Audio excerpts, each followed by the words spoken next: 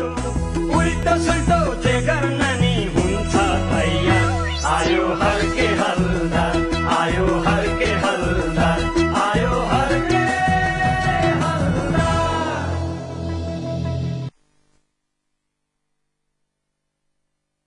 त्यसैले तिमीले पनि मलाई एकचोटि बाबा भनेर बोलाइदेऊ न।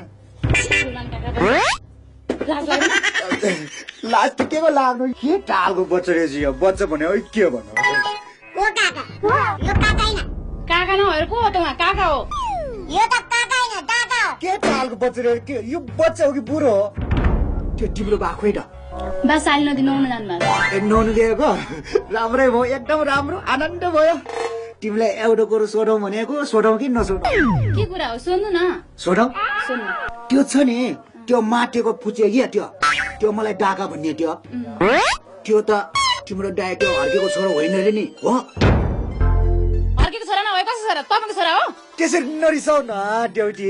मैले सुनेको कुरो गरेको त हो नि के हुनु नि खालि त्यही डल्ले त्यही हर्के त्यही छोटे गाउँमा त्यो बाहेक अरूले के नि कुरा गर्छन् र हाम्रो अब त हुँदा हुँदा त्यो छोटेसम्म हाम्रो हर्केको छोरा होइन रे अहिले त्यतिसम्म भन्नु पुगिसक्यो त गाउँले के रे हर्क्या छोरो होइन रे छोटे त्यसो भन्नु त्यो मान्छेले अनि तैँले के हेरेर बस्नु त्यसो मुखा सकिने तैँले म भइदिए मै त्यसलाई जानेछु म के गर्छु त्यो फुलमान डाकालाई मैले जाने अब किन भन्नु नि हेर देउटी हाम्रो झम्टे काकाको मूल उद्देश्य भनेको त्यो छोटे डन हर्केकै छोरो हो डल्लेको होइन भन्ने बनाएर तिनीहरूको सारा सम्पत्ति खाने हो कुरा बुझिस् त्यसो भए के अनि केही सल्लाह दिने यार यहाँ सुन कुरा बुझिस्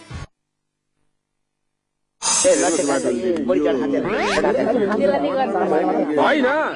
पहिला हामीले भनेको कसैले सुनेन अहिले आएर के को कचरी हो यो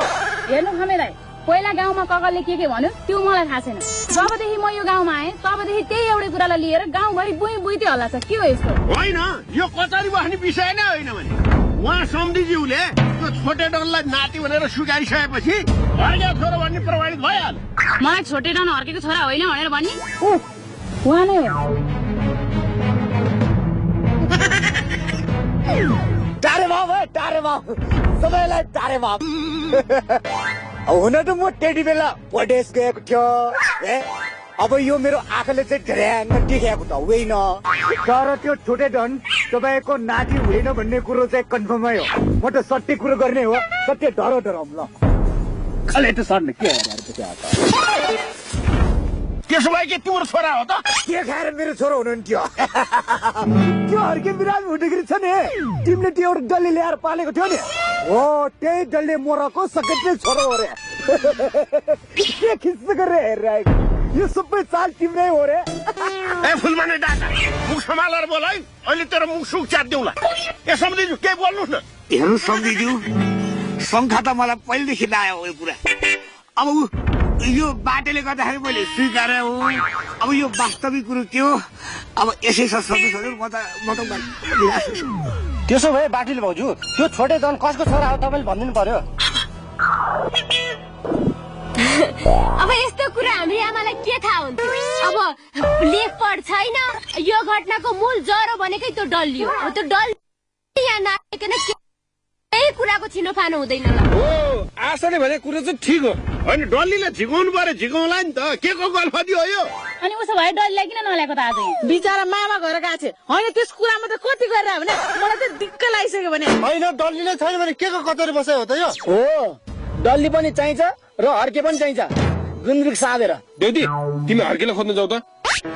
हर्के कहाँ छ मलाई के थाहा हर्के गोठालो हो म सोध्नु त्यसै सरहरूलाई तिम्रो छोरा गोठालो हो म तिमी नै होला नि तिम्रो छोरा कहाँ जान्छ के गर्छ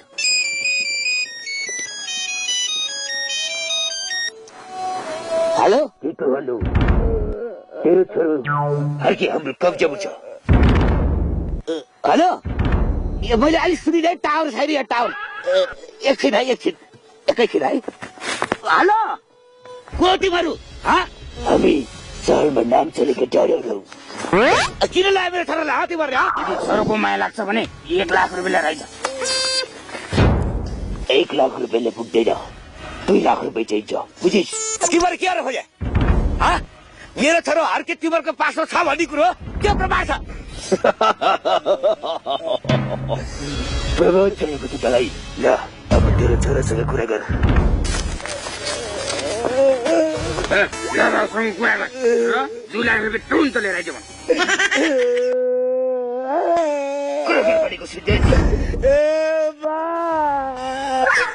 बाबु छोरा त नाति म छु नाति त अनि सुन त बाबु अर्कै तैँले त्यो मान्छेलाई चिनेको छस् विद्यालयमा मैले चिने होइन हेर्दा डर लाग्दो छ यिनीहरूले मुखा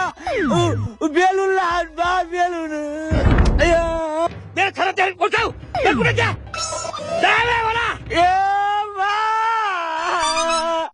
होला मलाई यो मुख दुईटा नचिने मान्छेले मलाई जङ्गलमा ल्याएर बाँधेर पिटिरहेको $2 लाख माग्छ मैले कहाँ दिनु $2 लाख लिएर आउनु मलाई त मार्छु भन्नुहुन्छ बाबु छोरा अर्के बाबु त्यो यति केटाहरू छ हात हतियार पनि छ नचिने मान्छे हाम्रो बाले भने है तिम्रो छ हतियार छ अरे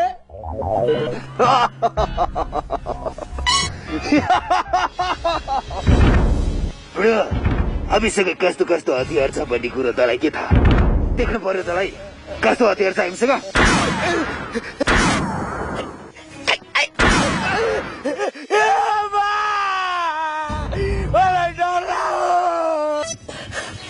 लौ न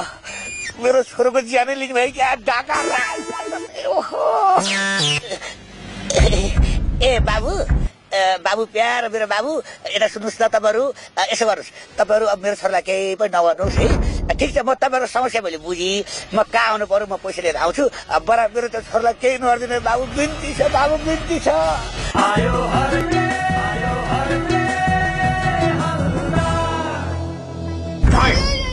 तेरो त्यो डल्ले कहाँ छ ल किन जान्छ डल्ले त्यसले गर्दाखेरि यो गाउँमा बस्न नहुने बनाइसक्यो लाउरेले त्यो छोटो डल्लाई नाति भनेर सुधाइसकेको थियो अहिले आएर त्यसले चाहिँ मेरो नाति नै होइन भन्न थालिसक्यो अनि त्यसको नाति नै होइन त कसरी भन्नुहोस्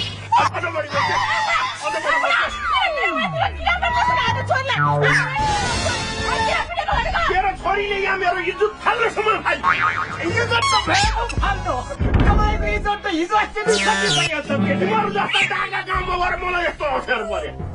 हेरे त्यहाँ रिसाएको झम्किँदै किन रिसाएको ल भन् त मैले त जे सुने त्यही भनेको हो आफू त सोझो मान्छे लपन सपन जान्दैन सत्य डर त सोझो मान्छे तै डागाले गर्दा आज मलाई यत्रो आपद आइलाग्यो छोडिदिनुहोस् कि आफ्नो घरको कुरा लिएर कति गाउँले झगडा हुनुहुन्छ चुप लाग्नु भयो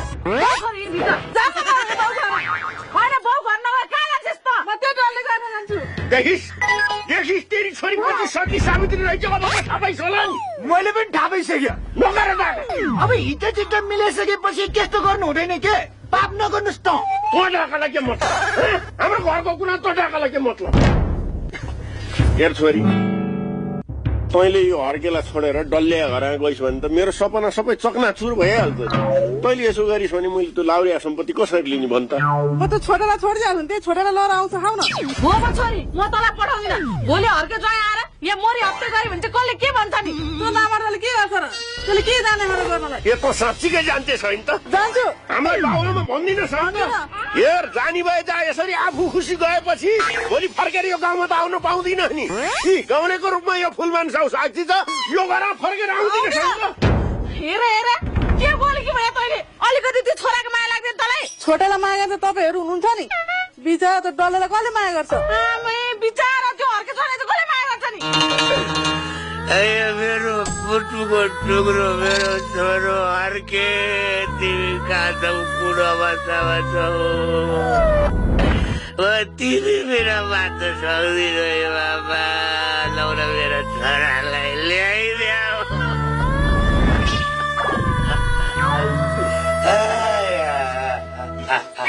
लारुबा नरुनु भने यसै आइहाल्छ नि हर्के यसरी नरुनु हेर केटा हो लारुबाको हालत ए बाबु हो यो गाउँको जल्दा बल्दा भने तिमीहरू नि हो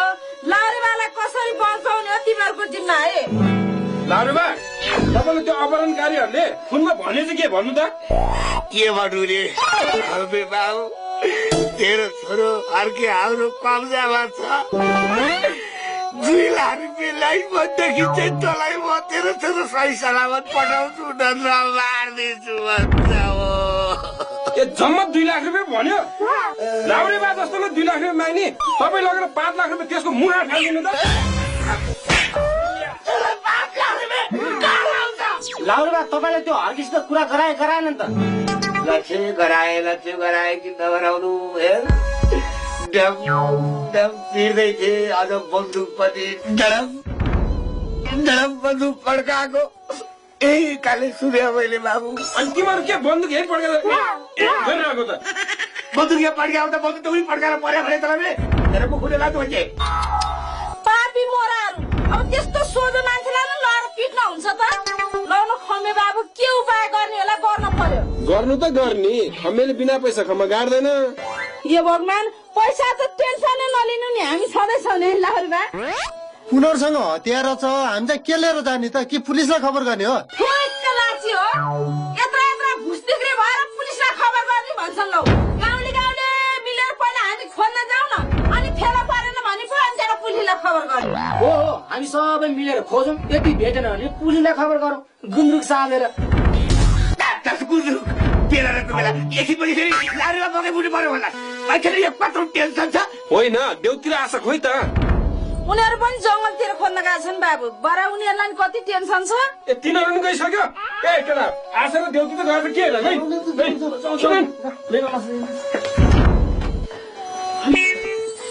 लहरु बा पानी खानुहुन्छ भो बाटे भो पानी खानु पर्दैन मलाई तैँले यसरी छोडेपछि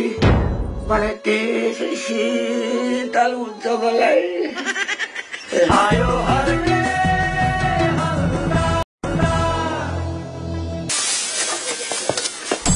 के रे हर्के हरा अरे के ज्वाइँलाई नाम काटेर हर्के भन्दा तपाईँले नि छोरी त अर्कोसित गइसकि के त्यस्तालाई ज्वाइँ भन्छ छोरी अर्कोसँग गए पनि त हामीले त खुट्टा धोएर दिएको ज्वाइँ हो नि त म चाहिँ त्यो हर्केलाई ज्वाइँ भन्ने पक्षमा चाहिँ छैन बरु भन्नै पर्छ भने त्यसलाई भूतपूर्व ज्वाइँ भनेर भन्नु पर्ला बोलिहेर न बोलिहेर बुढी भनेर मर्छ हजुरआमा भन्न सकिँदैन यो तेरो बुढी हो यो त मेरो बुढी यो बुढी म त फेरि पड्काइदिन्छु तैँले खोज्या हो अहिले गाला फुट्ने गरिदिन्छु अनि थाहा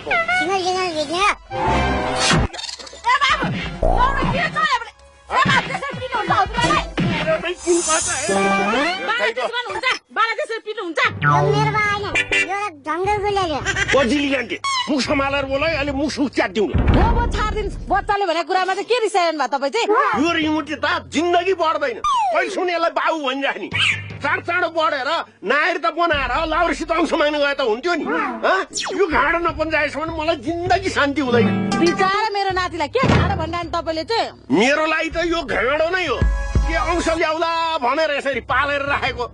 उहाँमाथि लाउरेले शङ्का गरेर बसिसक्नु छैन गाउँमा कचहरी डाक्न थालिसक्यो आफ्नो पक्षमा बोल्दिने कोही छैन अब यो धम्केलाई त हेपेर फट्याइरले लात्ती पड्काउन थालिसक्यो भने हो त्यही भएर मैले छोरी हिँडे पनि ज्वाइँलाई नचिराउ भनेको के बुढा भोलि पर्सि अंश लिने बेलामा ज्वाइँले एक शब्द मेरो छोरा हो भन्दै भने पुगिहाल्यो नि होइन प्याज तेरो यो मकै भुट्ने हाँडी जस्तो खप्पर यस्तो बुद्धि कहाँबाट पलायो तपाईँले पो मलाई चिन्नु भएको छैन त म टिकारामको बहिनी लाउरेको सम्धिनी छम्केको बुढी अनि अलिअलि दिमाग खेलाउँदा मलाई पनि आइहाल्छ नि भने त्यसो हो भने ज्वाइँ खोज्न जाऊ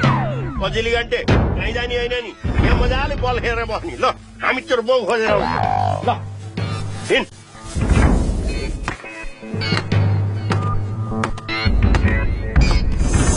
काँची लग्यो होला नि ओ आशा हेर न यतातिर नि भेटिएला जस्तो छैन भाइ देउती यसो गर्न त अलि ठुलो सोले हर्के भनेर बोला न यता नजिकै त्यसलाई राखेर रहेछ भने तेरो स्वर सुनेर बोली पो हाल्छ कि बोला त एकचोटि उसको मुख ठुन्ने होला अनि बिचारा कसरी बोलोस् नि मुख खोलेको बेला नि त हुन सक्छ नि बोला न एकचोटि छिटो बोला त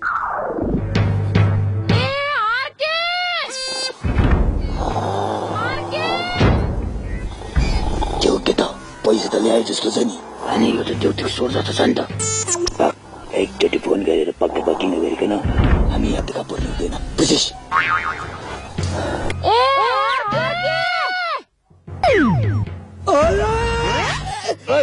सिम्लो र बस अहिले ठोक्दी चोरी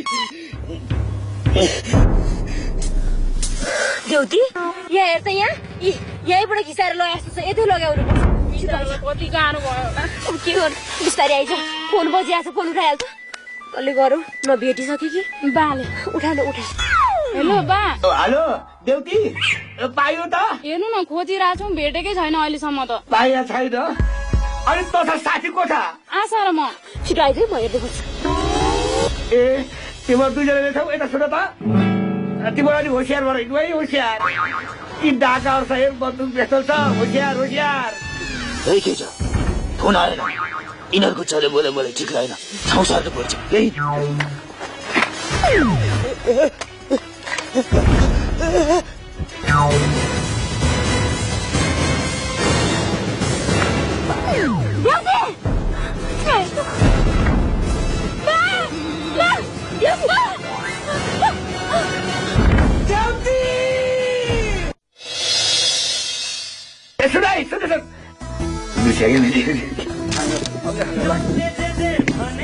हामीलाई त के बोले कि मैले तैँले यहाँ छ नयाँ अलि लङ्का भयो